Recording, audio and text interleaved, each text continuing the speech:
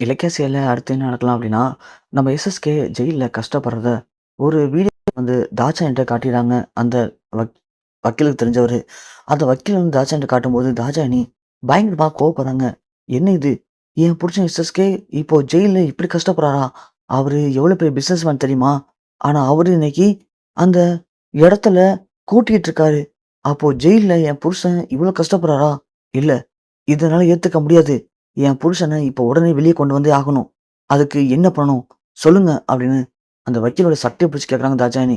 அதுக்கு அந்த லாயரும், இங்க பாருங்க மேடம், நீங்க என்கிட்ட கோவப்படுறதுனால எதுவும் ஆக போறதில்ல. எஸ்எஸ்கே சார் வெளிய வரணும் அப்படின்னா, அதுக்கு ஒரே வழி மட்டும் தான் இருக்கு. என்ன வழி வக்கீல்? சொல்லுங்க. அதுக்கு எஸ்எஸ்கே சார் கார்த்திய கடத்தல அப்படின்னு நாம கோர்ட்ல நிரூபிக்கணும் மேடம். என்ன சொல்றீங்க? ஆமா மேடம். அப்படி நிரூபிச்சா மட்டும் தான் நாம எஸ்எஸ்கே சார வெளிய கொண்டு வர முடியும். கோர்ட்ல மட்டும் எஸ்எஸ்கே சாருக்கு ஆப்போசிட்டா அவங்க வச்சிருக்க ஆதாரம் எல்லாமே கரெக்ட்டா அமைஞ்சு போச்சுன்னா, அப்புறம் நாம ஒண்ணுமே பண்ண முடியாது மேடம். எல்லாமே வேஸ்ட்டா போயிடும். எஸ்எஸ்கே சார் வெளிய வர முடியாம காலத்துக்கும் ஜெயில்ல இருக்கிற மாரி ஒரு சூழ்நிலை ஏற்பட்டுரும் மேடம் அப்படின்னு லாயர் சொல்றாங்க. தாட்சாயணி பயங்கர கோவத்தோட அழுதுட்டு இருக்காங்க. அப்போ அஞ்சலியும் கார்த்தியும் அங்க வந்துட்டு, அஞ்சலி ஒண்ணு, "என்னாச்சும்மா? ஏன் அழுதுட்டு இருக்கீங்க? என்னாச்சு?" அப்படின்னு கேட்க, தாட்சாயணி நடந்த எல்லாத்தையுமே சொல்றாங்க. இந்த மாரி உங்க அப்பா இப்போ ஜெயில்ல கூட்டிக்கிட்டு கஷ்டப்படுறாரும்மா. எல்லார் முன்னாடியும் அவரு தலை நிமிர்ந்து எவ்வளோ பெரிய பிசினஸ் மேனா இருந்தாரு. ஆனா இன்னைக்கு கௌதம் பண்ண சூழ்ச்சியால அவரு போயிட்டு ஜெயில்ல கூட்டுறத பார்க்கும்போது எனக்கு மனசு அவ்வளோ கஷ்டமா இருக்கு. எதுக்குடா வாழ்றோம் அப்படின்னு எனக்கு யோசிக்க தோணுது. என்னால நிம்மதியா இருக்க முடியல. சரவணனு அவர் ஜெயிலுக்கு போன பதிலு நான் இந்த உலகத்த விட்டு போயிடலாம்னு நினைக்கிறேன் அப்படின்னு தாட்சாயணி அழுது சீன போறாங்க. அஞ்சலி ஒண்ணு, ஐயோ அம்மா, ஏன் இப்படி அழுகுறீங்க? கார்த்தி, சொல்லுங்க கார்த்தி. இங்க பாருங்கம்மா, நாளைக்கே கோர்ட்ல உனது அப்பா நிப்பாட்டினாலும் கார்த்தியை கடத்தின கேஸுக்கு கார்த்தி தானம்மா மெயின் ஆதாரமே. கார்த்தி சொல்லுவாம்மா. நீ ஏன் பயப்படுறீங்க? கார்த்திக், சொல்லுங்க. உங்களை கடத்தினது யாரு? இங்க பாருங்க ஆண்டி, நீங்க எதுக்கும் ஃபீல் பண்ணாதீங்க. ஏன், இதெல்லாம் நீங்க எனக்கு சொன்னா தான் தெரியுமா என்ன? இங்க பாருங்க ஆண்டி, என்ன கடத்தினது வேற யாரும் இல்ல. அந்த கௌதமும் இலக்கியாவும் தான்.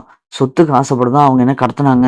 ஆனா இப்போ எல்லாத்துக்கும் காரணம் எஸ்எஸ்கே அங்கிள்னு சொல்லி ஒரு போலியான ஆதாரத்த ரெடி பண்ணி அவங்களே இப்போ அங்கிள சிக்க வைக்க பார்க்குறாங்க. இது எல்லாமே எனக்கு நல்லா புரியுது ஆன்ட்டி. அதனால நீங்க எதுக்கும் பயப்படாதீங்க. கண்டிப்பா கோர்ட்ல நான் இருக்கேன் ஆன்ட்டி. இல்ல தம்பி, இப்போ அவரு அங்க ஜெயில்ல வேற என்ன வேலை செஞ்சுக்கிட்டு கஷ்டப்படுறாரு தெரியல. வீட்ல கூட அவர நான் ஒரு வேலை செய்ய விட்டதில்ல.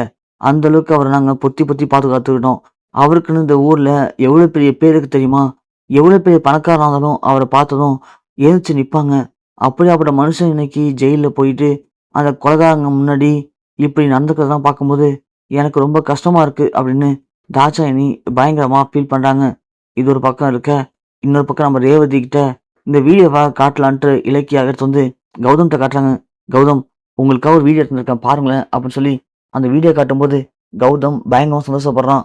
சூப்பர் இலக்கியா, இப்படிதான் அந்த எஸ்எஸ்கே நான் பண்ணாத தப்புக்கு கார்த்திய கடத்தி வச்சு என் மேல பழிய போட்டு என்ன ஜெயிலுக்கு அனுப்பி இதே மாதிரி என்னை போட்டு கொடுமைப்படுத்தினான். இப்போ அதுக்கெல்லாம் சேர்த்து வச்சு சரியான பதிலடியை நாம அவனுக்கு இப்போ கொடுத்துட்டோம். இதை பார்க்கும்போது எனக்கு ரொம்ப சந்தோஷமா இருக்கு இலக்கியா அப்படின்னு கௌதம் பயங்கரமா சந்தோஷப்படுறாரு. இதை பார்க்கும்போது இலக்கியாவுக்கும் சந்தோஷம் தாங்கல. சூப்பர் கௌதம், இதை தான் எதிர்பார்த்தேன். நான் சொன்னல கௌதம், அவன் உங்களுக்கு பண்ண துரோகத்துக்கு கண்டிப்பா நான் அவனை பழிக்கு பழி வாங்காம விட மாட்டேன்னு சொன்னால, அதே மாதிரி இப்போ நான் பழிக்கு பழி வாங்கிட்டேன் கௌதம் அப்படின்னு இலக்கியாவும் சொல்றாங்க. இது ஒரு பக்கம் போயிட்டு இருக்க அந்த நபர் ரேவதி இலக்கியாவுக்கு கால் பண்றாங்க. கால் பண்ணி என்ன பண்ற இலக்கியா அப்படின்னு விசாரிக்கும்போது இலக்கியா நடந்ததை சொல்றாங்க. ஒண்ணுதான் அத்தை, அந்த எஸ்எஸ்கே ஜெயில்ல இப்போ கூட்டுறவெல்லாம் பார்த்துக்கிட்டு கஷ்டப்பட்டுட்டு இருக்கான். அவனுக்கு ஜெயில் வாழ்க்கை ஒரே நல்ல வாழ்க்கையை வெறுக்க வச்சிருக்கோம். அதை தான் நான் கௌதம்கிட்ட ஒரு வீடியோவா எடுத்து வந்து காட்டிட்டு இருந்தேன் இலக்கியா அப்படின்னு சொல்லும்போது ரேவதி சொல்லுவாங்க, ஏன் இலக்கியா, நான் உனக்கு கேட்டா எனக்கு அதை பண்ணுவியா? சொல்லுங்க அத்தை, என்ன பண்ணணும்? இல்ல இலக்கியா, என்னை எப்படி ஜெயிலுக்கு அனுப்பி கஷ்டப்படுத்தி சா ஜெயில் சாப்பாடு சாப்பிட வச்சு எனக்கு இவ்வளோ பேர் துரோகத்தை அளிச்சானோ அந்த எஸ்எஸ்கே, அவனும் ஜெயில்ல அதே மாதிரி கஷ்டப்பட்டு சாப்பிட்றத நான் பார்க்கணும். அந்த எனக்கு செஞ்சு தருவியா இலக்கியா அப்படின்னு சொல்லும்போது, அத்தை என்ன பேசுறீங்க?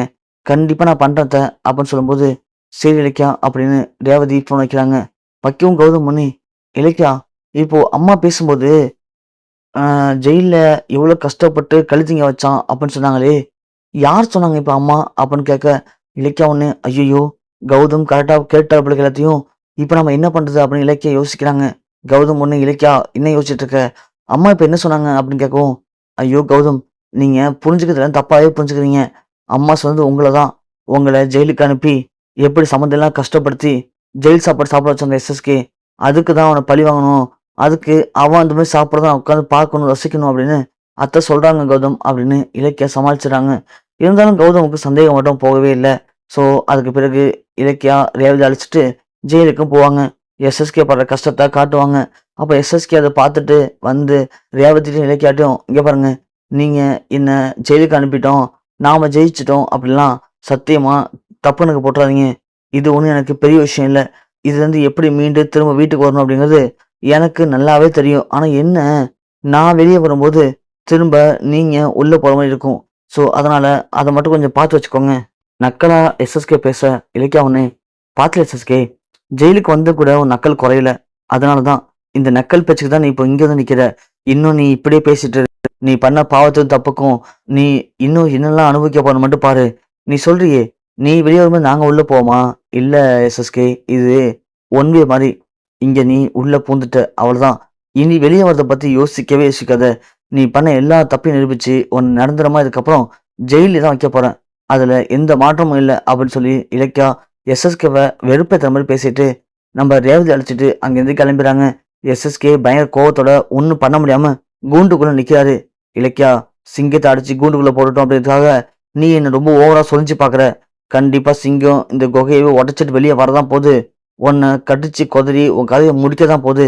அதை நீ பார்க்கறதுக்கு இருக்க மாட்ட அப்படிங்கிற மாதிரி நம்ம எஸ்எஸ்கே பயங்கர கோவத்தோட இலக்கியாவை என்ன பண்ணலான்னு சொல்லி அப்படியே யோசிச்சுட்டு நின்னுட்டு இருக்காரு.